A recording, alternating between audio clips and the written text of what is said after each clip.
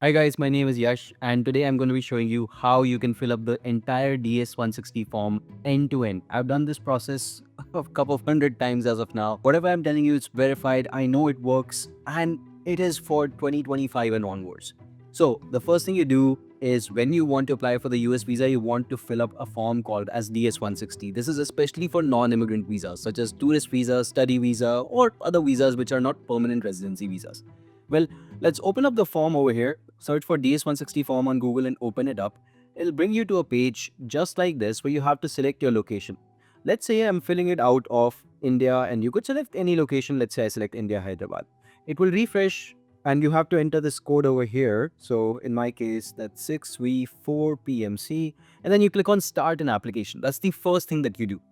Next, once you've done that, they will give you some agreements. You can read them if you'd like. And of course, over here, you want to submit some sort of a security question, which will be used when you're retrieving this application.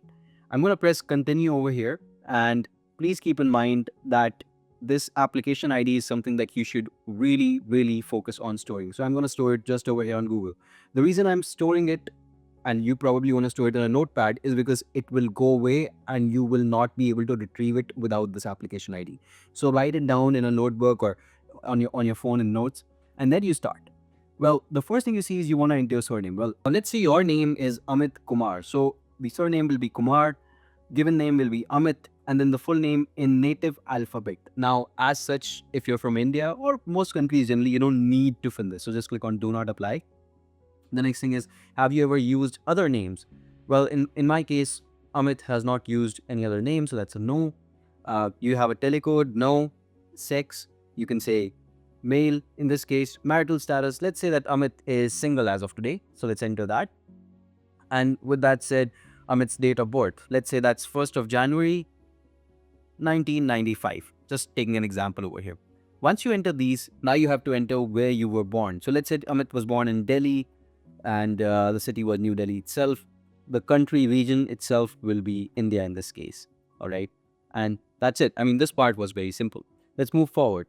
Now, country region of originality. Well, in this case, I'm going to say Amit is from India. Next, the next questions they're asking us are, do you have any nationality or do you hold any other nationality than your own country, for instance? So if Amit is from India, let's say that he also has a passport from Bangladesh. Well, in that case, he could enter yes, and he could enter the details of Bangladesh. But in this case, let's say it's no. And again, it also asks you whether you're a permanent resident of another country. Maybe you don't have a passport from another country, but you have a permanent residency card, let's say a golden visa from Dubai, for instance. In that case, you can say yes and you can mention the details of that. However, Amit does not have any of that, so we're going to say no. Then national identification number. This is where a lot of people get flustered. They don't know what to do essentially. Well, India does not precisely have a national identification number. Some people say that you should enter Aadhaar card number over here. My advice is to just click on do not apply, does not apply, and just leave it. Social security number and taxpayer ID. Unless you have one of these things, you will not be entering them because they are from the US itself. Next, we'll go on to the travel. Now, what is the purpose of the trip? Now, you could be selecting, let's say, a tourist, business and tourism visa, let's say B1, B2, for instance, over here. Or however, in this case, let's say Amit is going for a student visa. So I'm going to go ahead and select academic or language student F. And this is because, Amit is going on an F1 visa, let's say. Now, you have to specify, and Amit's going to select F1. Have we made any specific travel plans? The answer is no, I have not. In most cases, it is recommended that you do not book the ticket already. So your flight ticket should be booked after you have the visa, not before. Even when you select no, they will still ask you the intended date of arrival. So when are you going to come in? So let's say that if you're a tourist, you would probably know that, okay, I want to go somewhere around next year, around this time or whatever, right? In this case, Amit has his program start date, let's say somewhere around 1st of maybe let's say September over here, 2026. So that's what he's entering. Intended length of stay. How long are you going to stay? Well, Amit's program already is 2 years. So he's going to select 2 years. For a tourist visa, I suggest that you guys select no more than 1, 2, 3 months max to max. All right. Even though you can stay a little bit longer, but it's better to sort of stay within that range. Now, remember, whatever you enter over here does not have to be ironclad. Amit also has a post-study work permit. After his degree is finished, he can work on OPT, STEM OPT, that's fine. Just because you enter 2 years over here does not mean that you will get a 2-year work permit only. You would still generally, for the F1 visa, for instance, you'll get it for 5 years. Tourist visa, you'll get it for 10 years. So you don't need to worry about that. but mention the program then in most cases. Next question, address where you will stay in the US. Now, this is where you want to enter, okay, whatever the dorms will be, essentially, if you already have housing secured in the university, you mention that. If you do not know exactly, you basically just mention the university dorm address. So let's say that Amit is going to USC and they have over here dorms. Essentially, let's focus on which ones we like. Maybe we like a particular dorm which is named let's say USC student housing. So we'll select the address of this one. So this is the address, and I'm gonna go ahead and enter this. So just to give you an idea of it, let me copy this. Okay, this is the street address, line 1. Then, for instance, Los Angeles is your city essentially over here. So we'll enter that. Then your state is California. So I'm going to do that. And with that said, the zip code right over here is 90007. So let me enter that. 9 and then 000 and then 7. And with that said, person entity paying for the trip. Now, it could be yourself, right? But maybe you also have another basically study abroad loan. Maybe they're paying for you. Maybe your friend is paying for you. What I don't recommend you add over here is that a relative from the US is paying for your trip. This could be a big red flag. I would avoid it.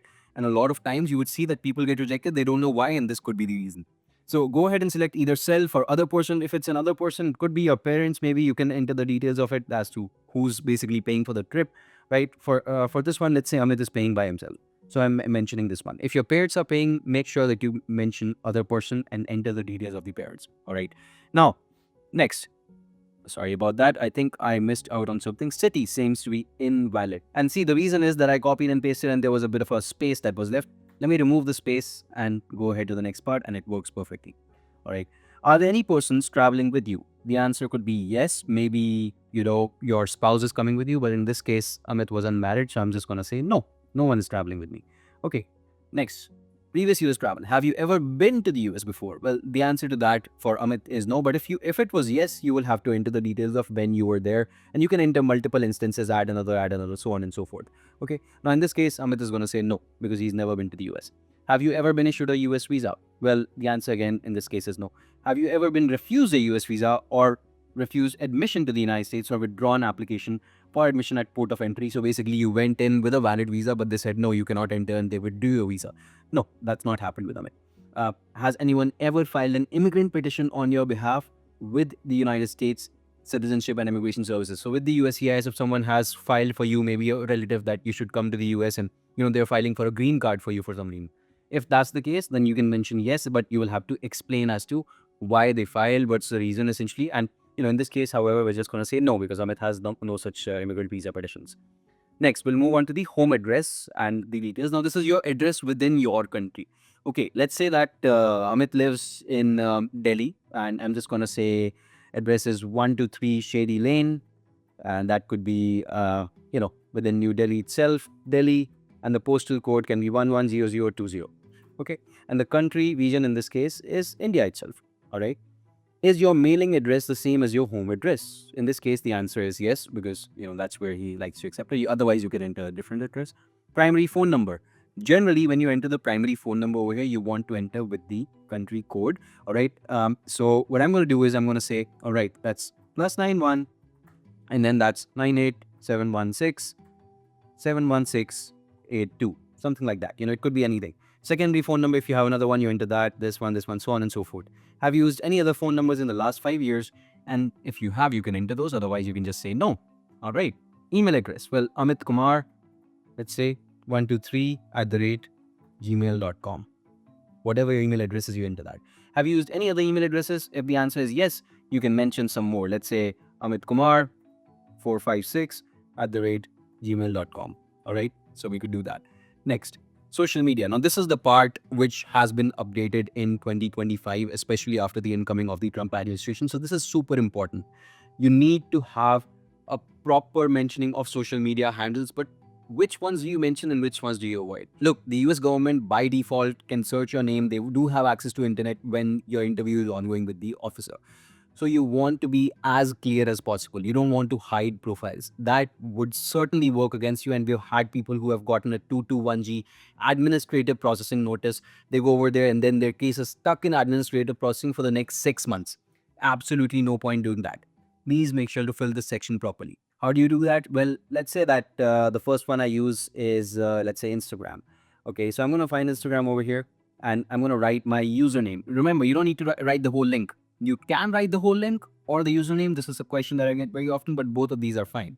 Anyway, so let's say the identifier is Amit Kumar 123, whatever the ID is on Instagram, he enters that. And add another. Okay, maybe he uses Facebook, right? And he can enter that over there. Okay, the Facebook username is Amit Kumar 123 again. Now, do you need to enter all of these essentially? Do you need to keep on doing this? No. The answer is only at the platforms where you've been active in the last 5 years. If you have not been active in the last 5 years, okay, you had an ask.fm profile, but you were not active for more than 5 years over there. Maybe you used it 10 years ago. Do you still have to enter it? The answer is no. No, don't enter those. A very common question I get is, do I have to enter Reddit profile? This is very common because Reddit is anonymous, right? You would not have generally mentioned anything over there which is based on your name. Maybe you have a different username over there.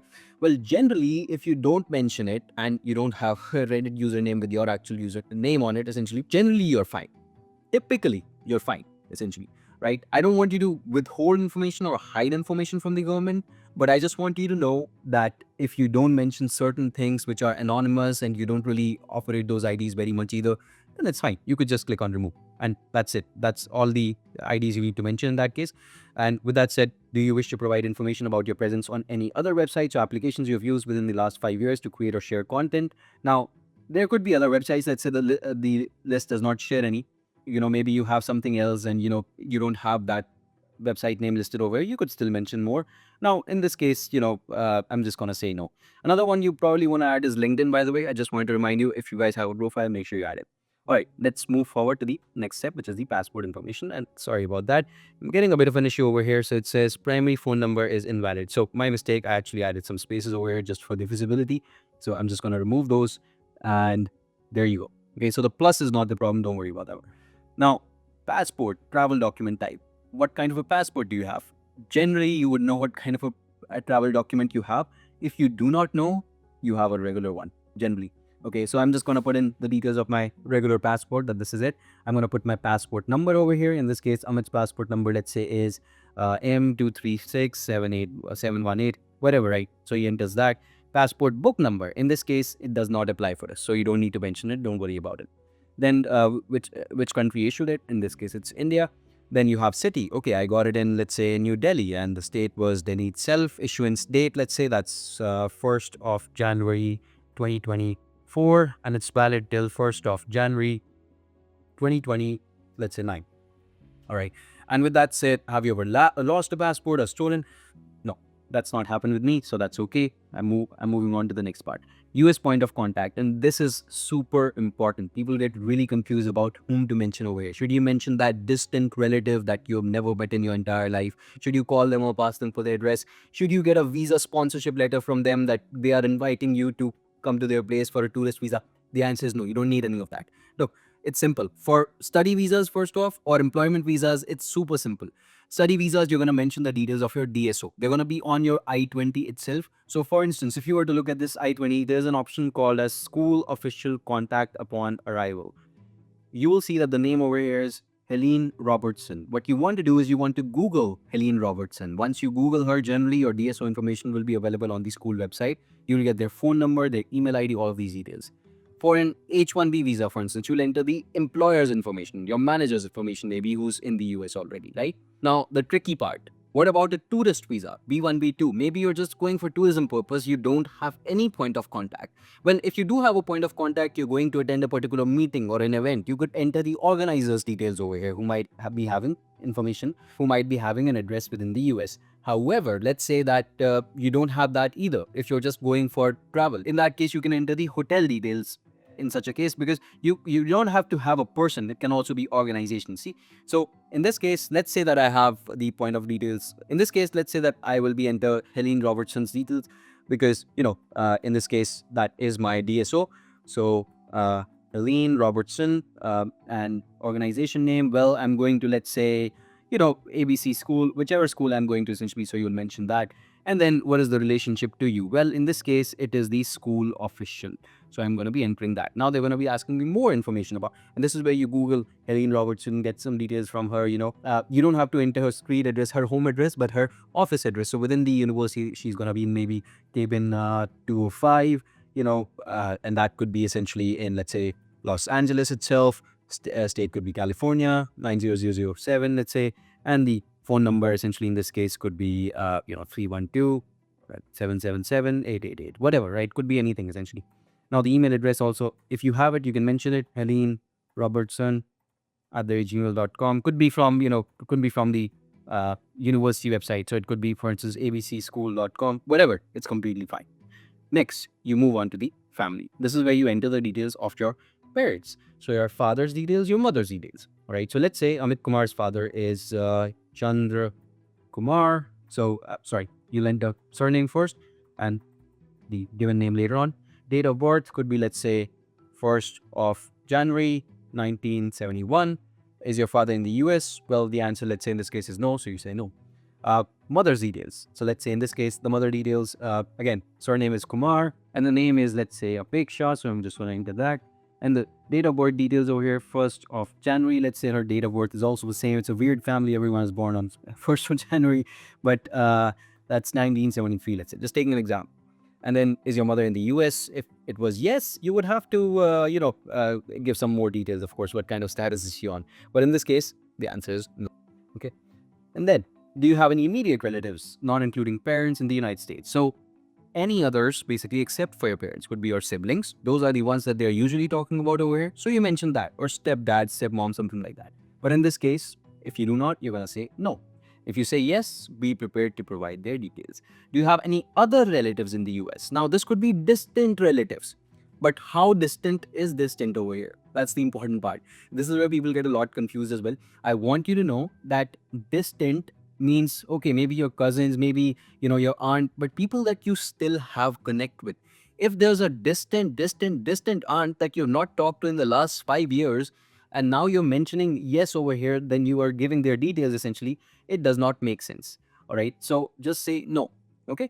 If there's someone who you're very well in touch with and they are your relative, doesn't have to be blood relative, but maybe your cousin, something like that, then you mention it over here. All right.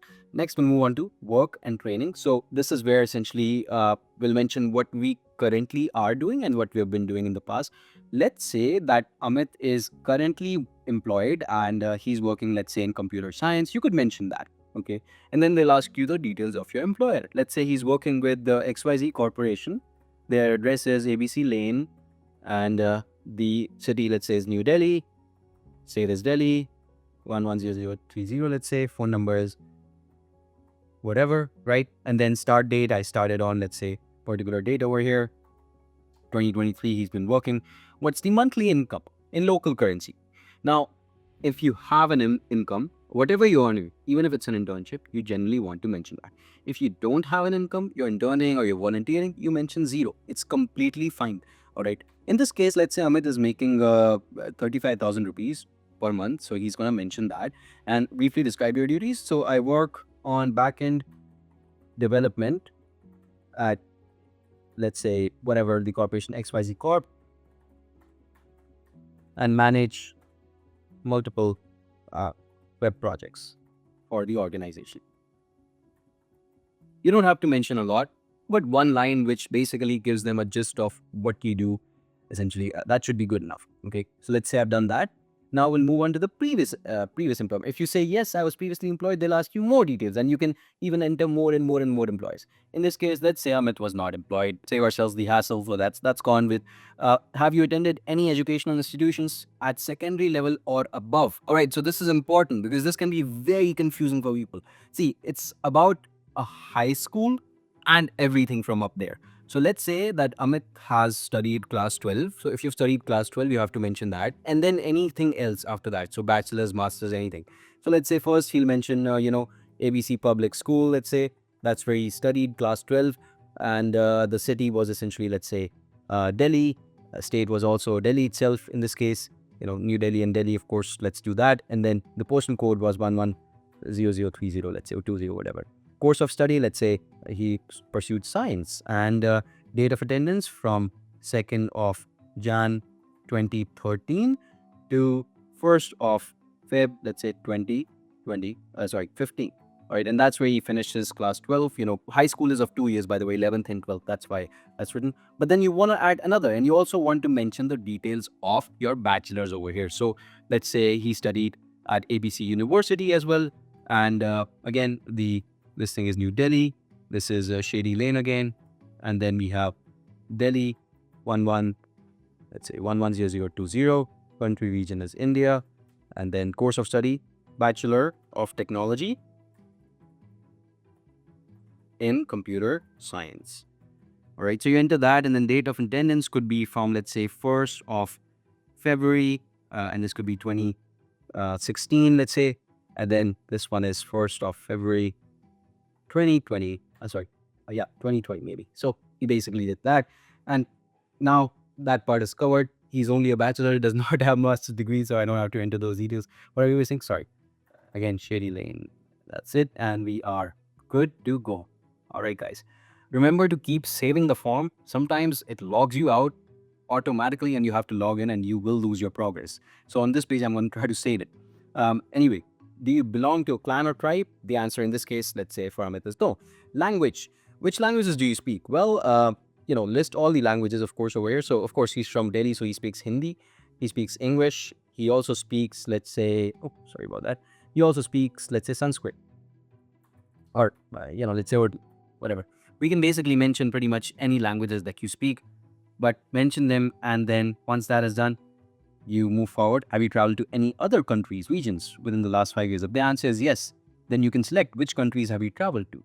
And they will ask probably, more details in the future. But for now, I'm going to say Amit has not traveled. So the answer is no. Have you belonged to or contributed to or worked for a professional, social, or charitable organization? The answer is no. If you have worked for an NGO, generally you can say, yes, I have. And you can say, okay, I work for, let's say, me, the NGO, something like that, Do you have any specialized skills or training, such as in firearms, explosives, nuclear, biological, or chemical experience? Well, I'm going to say, no, you've not done that. Have you served in the military? No. Have you ever served in, been a member of, or been involved in a paramilitary unit, vigilante unit, rebel group, guerrilla group, or insurgent organization? The answer is no for this case. All right, moving forward, security. Do you have a communicable disease of significance? Communicable disease is basically which can spread with communication, and they have given a couple of examples. I'm going to say no.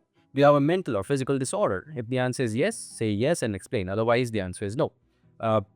Are you or have you ever been a drug abuser or addict? In this case, it's no. And I'm going to click on save. Otherwise, if I get logged out, of course, I'll lose progress. So I just click save, saved it. All right, next. Now we're talking about, have you ever been arrested or convicted for any offense? Well, in that case, the answer is no. Let's say, have you ever violated or engaged in conspiracy to violate? No. Are you coming to the US to engage in prostitution or unlawful commercialized vice? Well, no. Amit is not in demand, unfortunately. Have you ever been involved in, or do you seek to engage in money laundering? The answer is no. Have you ever committed or conspired to commit a human trafficking offense? No. Have you ever willingly aided, abetted, or assisted an individual who has committed a crime? No. Are you the spouse, son, daughter of an individual who has committed a crime? The answer again is no. All right, let's move forward. Cool. Do you seek to engage in espionage, sabotage, export control violations, or illegal activity? No. Do you seek to engage in terrorism? No. Pretty much all of these. You can read through these. Please do read through these, and they are important questions. But in Amit's case, after reading through these, Amit found that the answers are no. So he answered all of these, and he moved on to the part 4. Have you ever sought to obtain a visa or entry into the US or any other United States immigration benefit by fraud or willful misrepresentation? Now, this is not about you applying for the visa. This is about you fraudulently cheating the government and then trying to apply for it. If the answer is yes, of course, you have to explain, but the answer is no in most cases. Have you ever been removed or deported? Now, if the answer is yes, from any country, doesn't have to be the US, then you mention that and explain. In this case, Amit's case's answer is no. Have you ever withheld custody of a US citizen child outside of the US? Well, the answer in this case is no. Have you ever voted in the US in violation of any law or regulation? No. Have you ever renounced your US citizenship? No. He's not done that either. We'll move on to the final part. And this part is specific to a student visa. Just because I selected a student visa, that's why it's showing me this part. All right. Additional points of contact information. Now you have to indicate 2 such people in your home country. So if you're from India, you mention contacts from India only, okay? You have to mention their names who are essentially, people who can verify that you are about to go to the US to study. Could be your friends, could be your teachers, something like that. Generally, let's say I'm going to mention some friends. Okay, the surname is Patel, let's say, and given name is Hirsch. Street address is Shady Lane, let's say, and city again is, let's say, Delhi, New Delhi, and then you have Delhi, postal code 11020. All right, we have telephone number. You can enter it with the country code, right? And then the email ID if you have it. In this case, I don't have it. Again, another one essentially in this case. So let's say it's Amritansh. That's surname, right? Kumar, Amritansh, something like that, right? Shady Lane again. Let's say city is New Delhi, and that's 11020. So you enter details of your friends, mention the phone numbers, whatever, right? Mention the details, and whatever you have essentially you mention, and then you click on next, which takes you to the service page. Now you need the service ID. If you're a student, this is important. On your I-20 will be this thing called as a service ID. This right over here, as you can see, is the service ID for you. Now you copy this service ID and you basically want to paste it. Now what is it? N00047206333. So let's do that. N00047206333, something like that, right? So you basically mention that. Missed a zero over there, and then there's the name of school. All right, cool. Name of school. Let's say we're going to I think ABC University or XYZ University in this case. So we mentioned that. Course of study. What are you going to study? Let's say master in computer science or master of computer science in this case. Address, again, you enter the school address, which we took earlier essentially. So if you're going to, for instance, USC, you want to enter USC address, right? But in this case, let's say XYZ school, I went XYZ lane, whatever essentially, and then city is Los Angeles, state is California, 90089, let's say, could be anything, right? And then you go on to review. Finally, you review every single thing. You click on next, check all the information. Have you entered it correctly? If there's any problems, that's okay. You could go ahead and edit it. There's the edit button right over here in front of you. But in this case, let's say Amit verifies everything and he finds that more or less all the information that he has submitted in this DS-160 form is correct and there's absolutely nothing wrong. Okay, that's great. Then he goes on to sign and submit. Now, clearly over here, they're asking, did anyone assist you in filling out this application? Now, I did assist you, but you don't have to write my name over here. You're good. You're on your own. You just say, no, you got no assistance. This is fine. Enter your passport or travel document number. I'm just going to enter mine again, which I previously entered in the application. And then you enter the code 4156 and then you click on sign and submit the application. This is it. And then you move on to the confirmation. Now, this is the time where you go ahead and take a printout of this page, click on print confirmation, save it, and, take a printout of it because you will need this on the day of your visa. But this was your DS-160 entire application. This was not the end of it. After this, you will go on to usvisascheduling.com, sign up over there and start booking an appointment for your US visa appointment from this website. You will have to sign up, create an account essentially. You will need that DS-160 ID that we saved over here. You will enter it in this website and this is where you will go ahead and complete your visa application. And that's a topic for another video. You guys can let me know in the comments down below if you want a separate video on it. But thank you so much guys for watching this. Make sure you sign up on something called as YMGrad.com. This website we have over here, you will be able to get a lot of free guides, strategies, tips to go over your interview preparation for the US visa, which is where people get rejected, and also free notifications for whenever US visa appointments open up, because to be honest with you, there's a massive lack of appointments pretty much at all times for the US. So we'll take care of all of that for you guys, and subscribe to the channel. My team's WhatsApp number's in the description. You can also message them over there if you face any issues in your application, and of course follow me on Instagram. Thank you so much for seeing this one guys. Goodbye and take care until next time.